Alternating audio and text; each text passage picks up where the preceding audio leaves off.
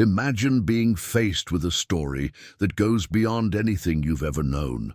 Something that, in a way, makes you stop and think, I've never seen anything like this before. This is how the world reacted on May 8, 2025, when the new Pope was chosen. The name announced echoed throughout the Vatican, but it wasn't what anyone expected. Leo XIV. Subscribe now so you don't miss out on this incredible story, and stay with us to discover even more. But who is Leo XIV? And what makes this election so unique? He is the first American pope in history, but his origin isn't the only surprise. By adopting the name Leo, he carried with him a symbolic weight that goes beyond the papal tradition. The name Leo is not just a tribute to Pope Leo XIII, but also a reference to an ancient prophecy, one that many believe is the fulfillment of the end times, the prophecy of St. Malachy. Have you ever heard of it? St. Malachy, a 12th century Irish monk, allegedly recorded a list of 112 popes who would follow Pope Celestine II. The last one would be described as Peter the Roman, a pope who would lead the church through great tribulations before the city of Seven Hills was destroyed. So what does this have to do with Leo XIV? The name Leo may be a clue, but it doesn't exactly match the Peter the Roman that the prophecy describes. This raises a question.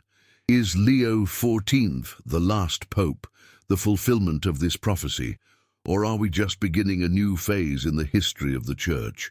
For some, Leo XIV's election is the fulfillment of the end, the moment when the times culminate, and Rome, the city of the church, will be tested like never before. But for others, his election could signal a transformation, the beginning of a renewed church, one closer to the people with a more global and inclusive vision. But what's even more intriguing is the figure of Robert Francis Prevost, the man behind the name Leo XIV. He is not just any traditional pope, but someone with a unique and unexpected journey. A son of Chicago, from a humble family, he found his calling in the poorest communities of Peru, far from the cameras and spotlights. For decades, he served the poor and the forgotten, known as Father Bob. This deeply human experience of being by the side of those most in need seems to be the key to understanding his leadership. Leo XIV brings something that was missing in the church: a vision of proximity, a connection with the people, and an experience that transcends cultural borders. But still the question remains, is he the last pope, the Peter the Roman, or is his election the beginning of a new era? Leo XIV's election is shrouded in mystery, and it's not hard to understand why. A strong name, chosen by a pope who comes from a country that has never had a pope before. But there is more behind this choice. The name Leo evokes a deep symbolism that dates back to the Catholic Church and an ancient prophecy that many believe is coming true before our very eyes. The prophecy of St. Malachy, dating back to the 12th century, has been a topic of discussion for centuries in talks about the future of the Church. According to the prophecy, the Irish monk St. Malachy compiled a list of 112 popes, each identified with a mysterious motto. The last of these popes is described as Peter the Roman, and it's this pope who would guide the church through great tribulations before the destruction of Rome and the end of times. The prophecy ends with the phrase, "After that, the terrifying judge will judge the people." This prophecy has been interpreted by many as a description of the end of the Catholic Church in its traditional form, an apocalyptic event that would cause the world to witness a great transformation. When the prophecy mentions Peter the Roman, it is referring to the last pope in history, the one who, in times of crisis, will face the greatest adversities. So how does Leo XIV fit into this? Well, he doesn't call himself Peter, as the pope in the prophecy does. However, by adopting the name Leo, Robert Francis Prevost carries with him a symbolic weight that echoes the history of the Catholic Church and the prophetic vision of Leo XIII, the 19th century pope, known for his strong message on social justice and his own vision for the future of the Church. The connection to Leo XIII is no coincidence. During his papacy, Leo XIII dealt with growing social division and inequality, and through his famous encyclical Rerum Novarum, he launched a movement for social justice, defending the rights of workers and warning against the growing industrialization and exploitation of the working class. By adopting the name Leo XIV, Prevost not only honors the legacy of Pope Leo XIII, but also hints at a continuity of this vision for social commitment, justice, and renewal. What do you think about this prophecy? Do you believe Leo XIV could be the last pope? Share your thoughts in the comments. This link with history and religious symbolism adds a great weight to Leo XIV's election. Some believe that his choice of name could be a direct reference to the idea of resistance and transformation, a pope ready to lead the church in times of great tribulations, as the prophecy suggests. But of course, it could also be interpreted as the key to a new era, where the papacy is no longer a symbol of distant power and becomes more accessible, more focused on the social and spiritual challenges the church will face. That's why the question remains, is Leo XIV the last pope, or are we at the beginning of a deep and necessary renewal within the Catholic Church? By adopting a name filled with symbolism, Leo XIV seems to signal that regardless of the tribulations that may arise, the future of the Church is in his hands, and he is ready to lead the faithful on a new path of hope and resilience. The Catholic Church has always been seen as an institution deeply rooted in European tradition and history. However, with the advent of Leo XIII, we are witnessing a remarkable change. The globalization of the Church.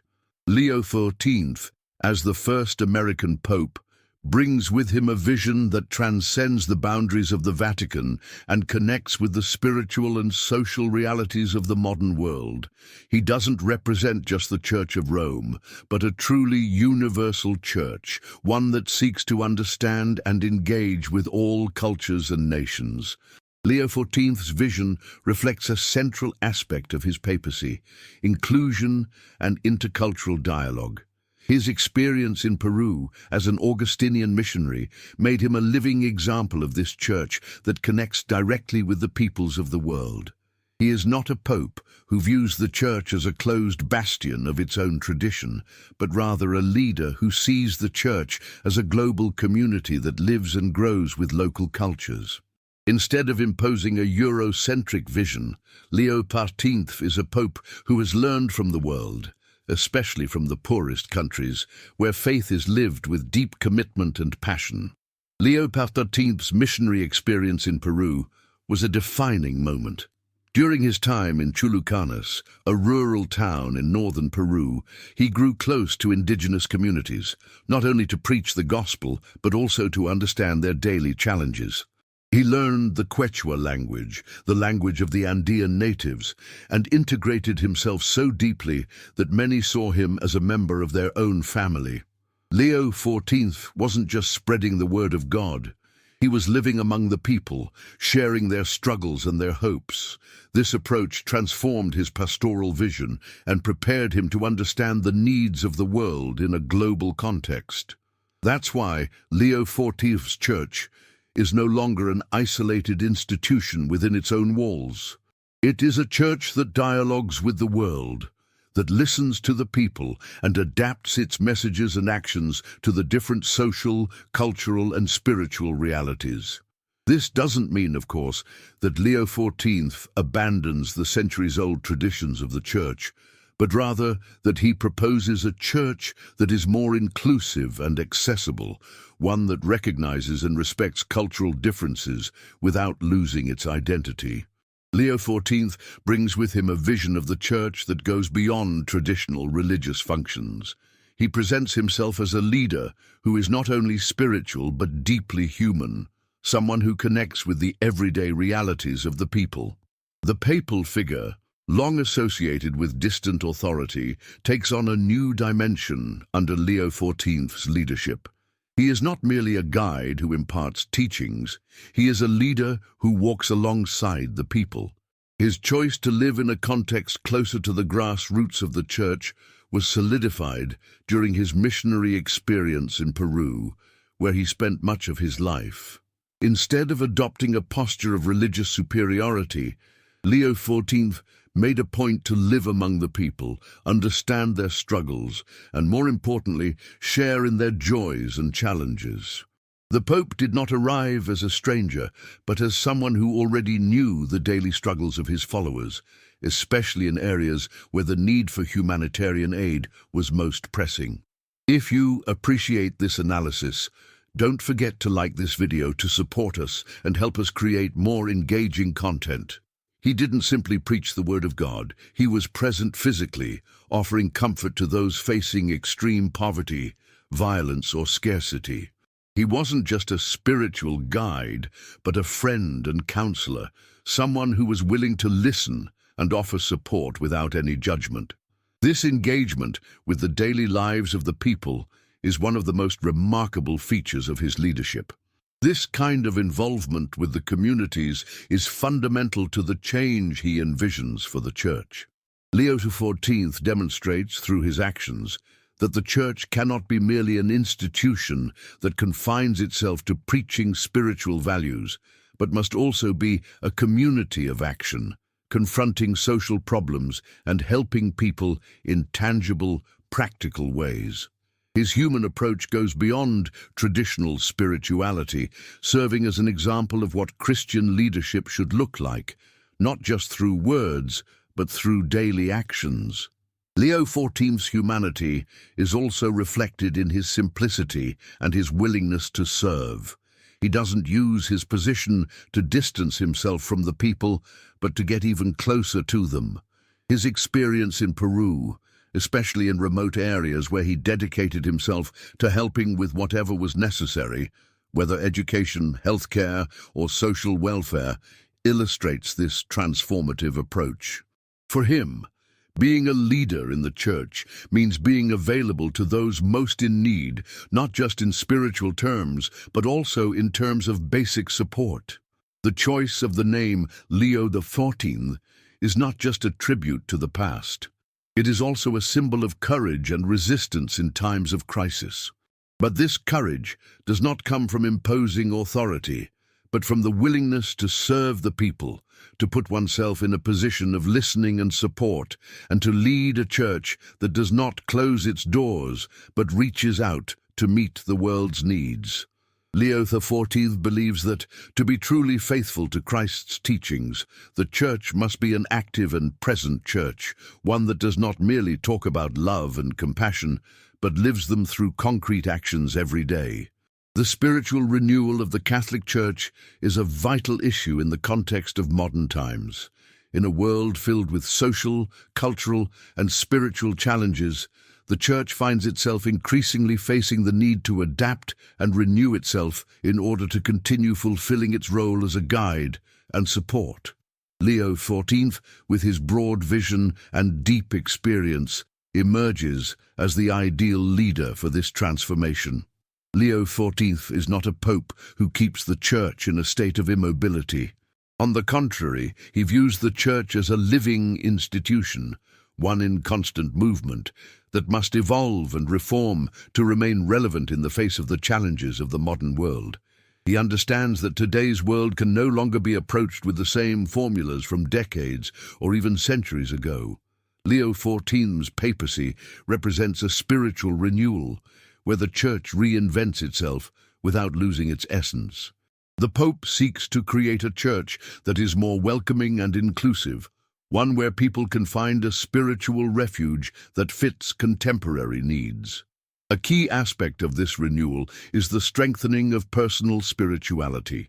Leo XIV proposes a return to a personal connection with faith, where each Catholic is more than just a spectator of ceremonies, but someone who lives their faith in a deep and intimate way. For him, the Church must be more than a place of worship. It must be a space of acceptance, where all, regardless of their origin or condition, feel part of the community. The spirituality that Leo XIV proposes is not detached from the difficulties of the real world. It is a faith that applies to everyday life. In addition, Leo XIV believes that the Church has the mission of being a force for social transformation. He sees social justice as one of the Church's greatest responsibilities in today's world. Indeed, his life experience, from his early missions in Peru to his work in the Vatican, has shaped his vision of a church that does not only preach love and compassion, but practices them, especially in relation to the most pressing social issues. During his leadership in the Augustinian order, Leo XIV implemented several initiatives focused on helping the marginalized, promoting not only spiritual assistance, but also material aid for the most needy. He understands that, in order to be a transformative force, the Church must act with justice in all aspects of human life, not just on the religious front. Leo XIV's spirituality is deeply connected to his commitment to concrete actions, such as fighting poverty and promoting equality. But spiritual renewal is not limited to external issues. Leo XIV also sees internal renewal within the Church as a crucial step. He advocates for a church that dialogues more and listens more within its own walls so that it can be better prepared to face the world. This includes liturgical reforms, the opening of new theological discourses, and the inclusion of diverse voices within the ecclesiastical hierarchy. By bringing these issues to light, Leo XIV reflects the need for a church that is in tune with the demands of the 21st century, where the Catholic faith will be transmitted in a more dynamic and accessible way. He does not seek to destroy traditions, but to update and strengthen them, so that the Church remains a source of light, love, and justice in the modern world. The Catholic Church has always been viewed as an institution deeply rooted in European tradition and history. However, with the arrival of Leo XIV, we are witnessing a remarkable shift: the globalization of the Church. Leo XIV, as the first American Pope, brings with him a vision that transcends the boundaries of the Vatican and connects with the spiritual and social realities of the modern world. He doesn't represent just the Church of Rome, but a truly universal church, one that seeks to understand and engage with all cultures and nations. Leo XIV's vision reflects a central aspect of his papacy: inclusion and intercultural dialogue. His experience in Peru as an Augustinian missionary made him a living example of this church that connects directly with the peoples of the world. He is not a pope who sees the Church as a closed bastion of its own tradition, but rather a leader who views the Church as a global community that lives and grows with local cultures. Rather than imposing a Eurocentric vision, Leo XIV is a pope who has learned from the world, especially from the poorer countries, where faith is lived with deep commitment and passion. Leo XIV's missionary experience in Peru was pivotal. During his time in Chulucanas, a rural town in northern Peru, he grew close to indigenous communities, not just to preach the gospel, but to understand their daily struggles. He learned the Quechua language, the language of the Andean natives, and integrated himself so deeply that many saw him as a member of their own family. Leo XIV wasn't simply spreading the word of God. He was living among the people, sharing their struggles and their hopes. This approach transformed his pastoral vision and prepared him to understand the needs of the world in a global context. That's why Leo XIV's church is no longer an isolated institution within its own walls. It is a church that dialogues with the world, that listens to the people, and adapts its messages and actions to different social, cultural, and spiritual realities. This doesn't mean that Leo XIV abandons the centuries-old traditions of the Church, but rather that he proposes a church that is more inclusive and accessible, one that recognizes and respects cultural differences without losing its identity. Leo XIV believes that the Church should not simply be a fortress isolated in tradition, but an institution that is deeply engaged with the world, helping to bring understanding and connection between people of all cultures. His leadership reflects the importance of intercultural dialogue and respect for all faiths, while still remaining true to Catholic doctrine. Leo XIV's papacy represents a moment of spiritual renewal within the Catholic Church. In a world that is increasingly divided by social, political, and economic challenges, Leo XIV believes that the Church must be the guiding light that bridges these gaps and promotes unity, peace, and justice. His vision for the Church's future is one of reform and revitalization, a Church that lives out the true message of Christ in a world that is changing at a rapid pace. For Leo XIV, the Church must be a place of spiritual and social transformation. It should not just be a place of worship and tradition, but an institution actively engaged in solving the most pressing issues of our time: poverty, inequality, injustice, and climate change. Leo XIV understands that the world today is more interconnected than ever before, and the Church must respond to global issues in a way that reflects its teachings on love, compassion, and justice. If you appreciate this analysis, don't forget to like this video to support us and help us create more engaging content. One of the central goals of Leo XIV's papacy is to empower the laity, to encourage ordinary Catholics to take an active role in the spiritual and social transformation of the world. He believes that the Church must not only preach the gospel, but also live it out in its daily actions. He envisions a Church that reaches out to those in need, that speaks out for the oppressed, and that stands firm in the fight for justice and equality.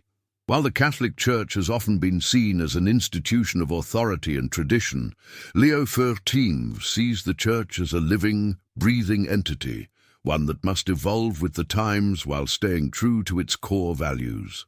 He calls for a renewal of faith, one that encourages believers to engage with the world and make a tangible difference in their communities. This renewal, for Leo XIV, is not just about rethinking church practices, but also about rethinking how the Church can best serve society in a rapidly changing world. Leo XIV's election as Pope marks more than just a change in leadership. It represents a turning point in the history of the Catholic Church. This moment is not only about the choice of a new leader, but also about how the Church will face the challenges of the 21st century. The world is changing rapidly, and so is the Church.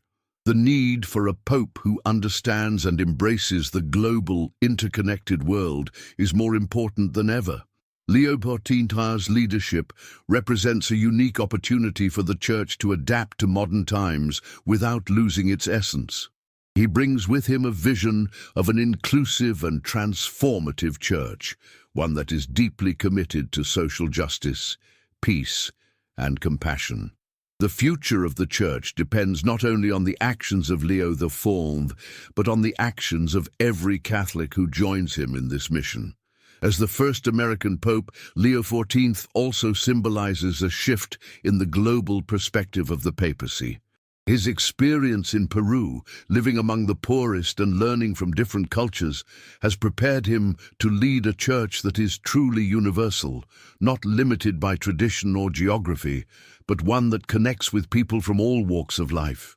This is a Church that is not just concerned with the salvation of souls, but with the well-being of all people, addressing the real challenges they face in their daily lives.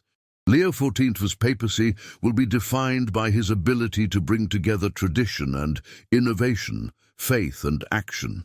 His call for a Church that engages with the world and actively works to create a more just and compassionate society is a powerful one. He urges Catholics to live their faith not only in prayer but through tangible actions that make a difference in the world.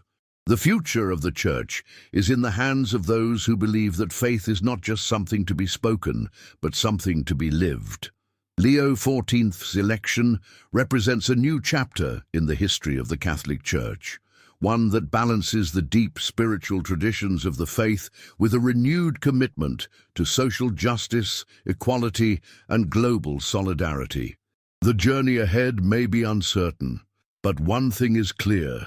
The Church will no longer be an institution that stands apart from the world, but one that is actively engaged in making the world a better place.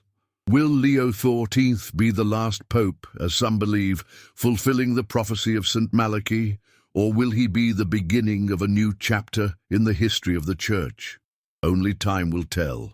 But whatever the future holds, Leo XIV is ready to lead the Church into a new era, one that embraces the challenges of our time with hope, compassion, and a deep commitment to justice. Leo XIV's election is not just the choice of a new leader for the Church, but a call to action for all Catholics to embrace a more inclusive, compassionate, and engaged faith. The future of the Catholic Church is being written now, and Leo XIV is ready to guide the Church through the challenges of the 21st century. Will you be part of this new era? The journey begins now. If you enjoy this content and would like to support our work, consider leaving a super thanks. It helps us greatly and allows us to continue sharing videos like this one.